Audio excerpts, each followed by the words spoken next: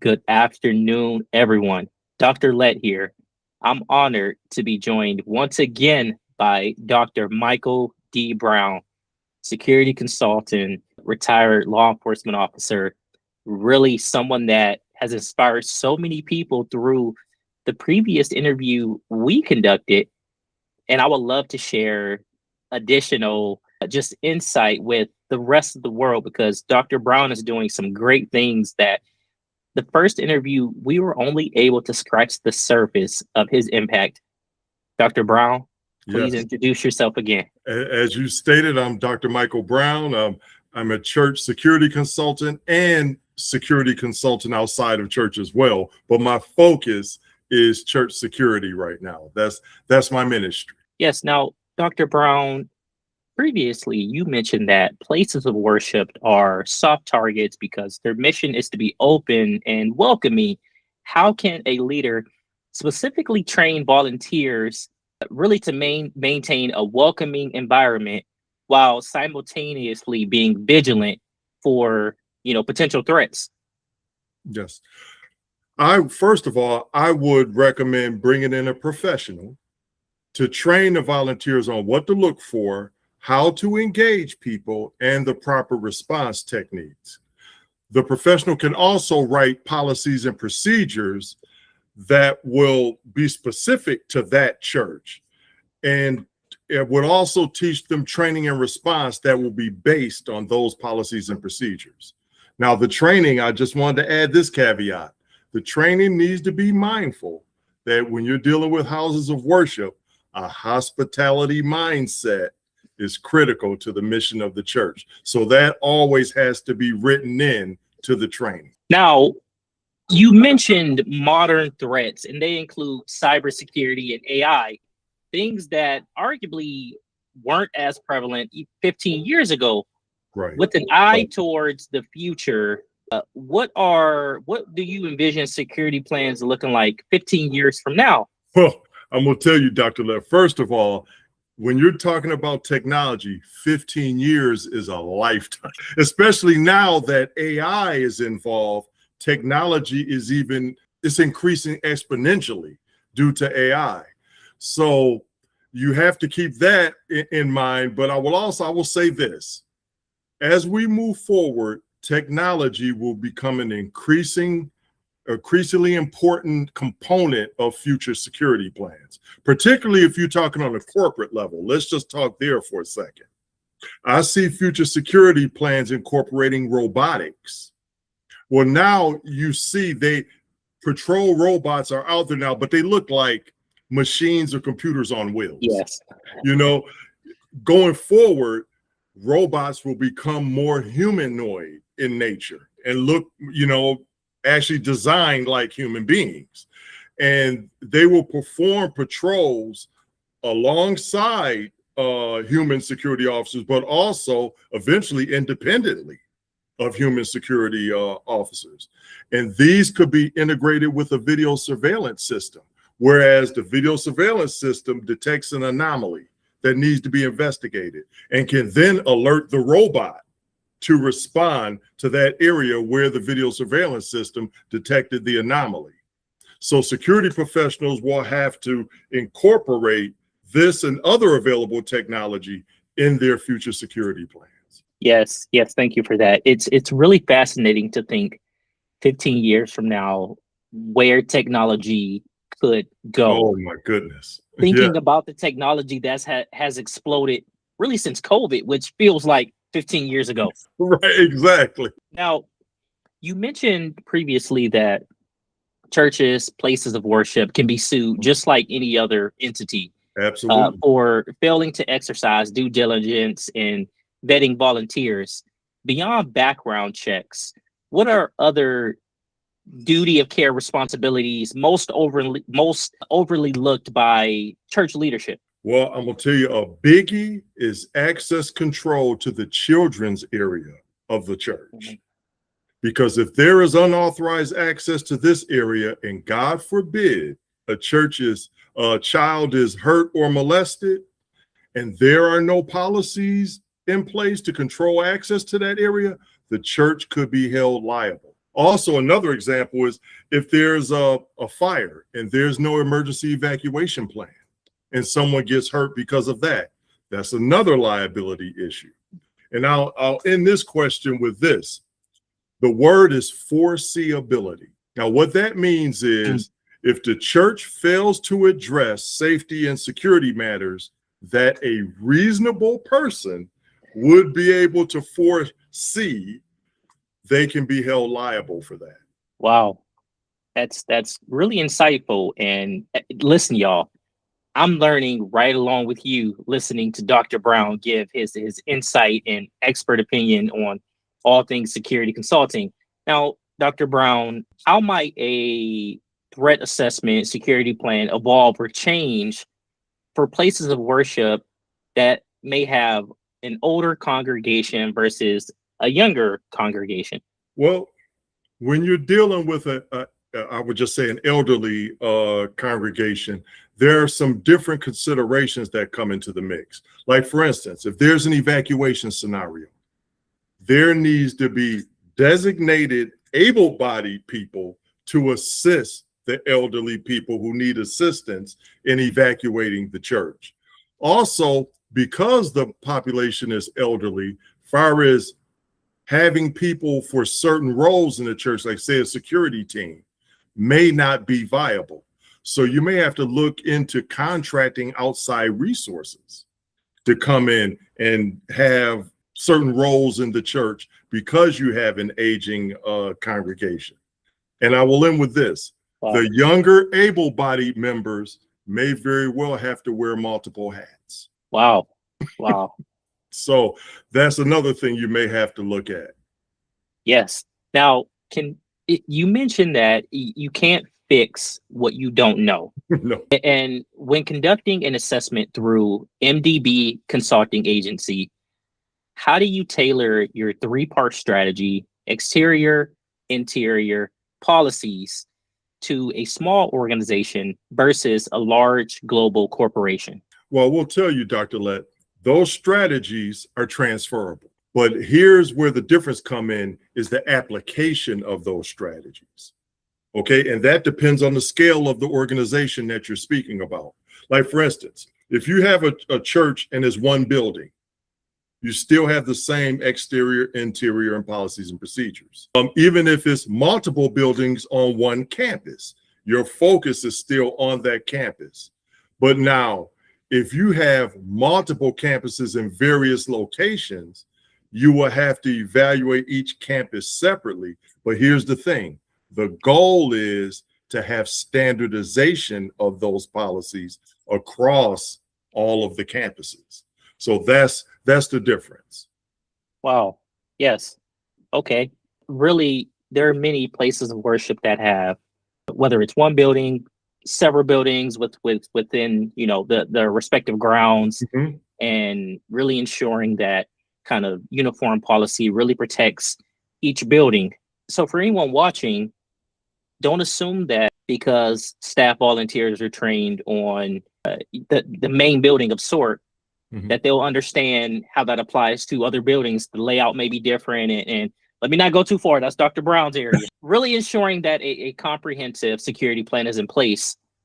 Now, Dr. Brown, you've highlighted security threats, data breaches. How do you convince traditional leadership that a data breach can be just as damaging as a physical breach? Oh, well, I will tell you. And it can not only be just as damaging, it can be more damaging. And that's what I explain to leadership at churches, that if you don't have a robust cybersecurity plan and members' personal identifying information or their, God forbid, their financial information is breached, that could result in a loss of trust. And the faith in the church securing their information could be lost. And what that could result in is a sharp drop in online giving, and members could leave the church. So that could possibly impact the viability of the church itself. Now, here's another thing I wanted to add: ransomware. So if someone was to, say, put a virus or something, somebody stroked a key or answered a phishing email, a staff member for the church, and now ransomware is released into the system. Someone could a bad actor could take control of the church's system and shut it completely down and then not release it until a ransom is paid. So these are things I would tell church leaders that you have to be very, very concerned about in this day and age as data breaches are becoming more and more common. Now, Dr. Brown, follow up to that. So for anyone out there that may not be as tech savvy, if they receive a phone call stating that an urgent issue needs to be addressed, and what they need to do is pay a ransom of sorts using Bitcoin or through Western Union, what advice would you give someone? What I would do, well, first of all, if they have a technology department or cybersecurity department in the church, which some churches do, they need to just refer that to them and try to get as much information from the person on the call as possible, similar to a bomb threat. You would try to get as much information as possible and then pass that information on to your technology department. If not, if you don't have a technology department or cybersecurity department, you need to refer that information to law enforcement. That's what I would recommend. Now, Dr. Brown and I have spoken offline, and my advice for anyone out there, pause. It's not as urgent as you may think it is. Mm-hmm. Do not reveal any information you're not certain should be revealed immediately. Mm-hmm. Contact Dr. Brown. Even a quick 5-minute phone call. Yes. You'll have a few questions to ask you mm-hmm. to help you understand, is this legitimate or not? Right. Absolutely. Absolutely. Good advice. Now, Dr. Brown, referencing volunteers, their eyes and ears, what are 1 or 2 specific red flags that you teach volunteers to look out for? Well, one is, and I am a big access control component. That's one of the major components of my security consultation. If an individual is observed in an area where he or she does not have authorization to be there, that is definitely a red flag. For instance, if you see somebody walking in the treasury area and you know that they're not on the treasury team, that is a red flag. And that person needs to be engaged, and that information needs to be communicated to support personnel. Also, if you observe, now this is just personality traits of someone that you come in contact with. If you observe erratic behavior, or their behavior is outside of what would be considered normal behavior for someone attending church, these are red flags. And again, you want to communicate that to support personnel because you may need backup. Tapping into my police background, you may need backup if this is a situation that could deteriorate quickly. And you want to be sure to approach these people safely, but you want to engage them. That lets the person know that A, you're there to try to render assistance, and also they're being watched. Yes. Thank you. This has been incredibly insightful. Dr. Brown has really dove into his process, security consulting, securing your place of worship so that all members are safe, which allows them to feel welcome. Now, your Faith Secure program, it outlines a comprehensive approach to security. Can you walk us through, when you work with a client, that initial free 30-minute Zoom consultation session? Talk to us about that session, and then where do you typically go from there with a potential client? Okay. I would be delighted to do that, by the way. Okay, first of all, we will start by discussing demographic information about the church. Like, where's the church located? Is it inner city? Is it suburban? Is it rural? Based on that answer, then that would trigger a series of questions based on that response. But I also would ask demographic information such as the size of the church. Is it one building, multiple buildings, multiple campuses? What's the membership size? What's the age range mostly of the congregation? And then I would drill down a little more, asking questions about the current security posture. What elements, security elements do you already have in place? Are there policies and procedures in place? And if they answer, yeah, I always ask a basic follow-up question. Are the procedures written down? Because some people say, well, brother so-and-so or sister so-and-so does that. Policies need to be written down. So then based on those responses and other inquiries, I will make recommendations on addressing those that are readily apparent security gaps based on their responses, and then make recommendations on how they could proceed further. Yes, yes. Thank you so much for that. For anyone watching, now I know Dr. Brown provided really a brief response, but trust me when I say this, the 30-minute consult session is extremely thorough, in depth. Even from that, you are going to gain so much knowledge about your strengths, areas of improvement, ways that Dr. Brown can help you in your place of worship, or as he mentioned, security consulting outside of places of worship. Yes, Dr. Brown, this has truly been a pleasure. Again, we need to do this more often, because I feel as though, unfortunately, I don't say this with any satisfaction. Places of worship continue to be targeted. Yes, they do. Yes, they do. That's why I'm in business. Yes. Now, Dr. Brown, where are you located?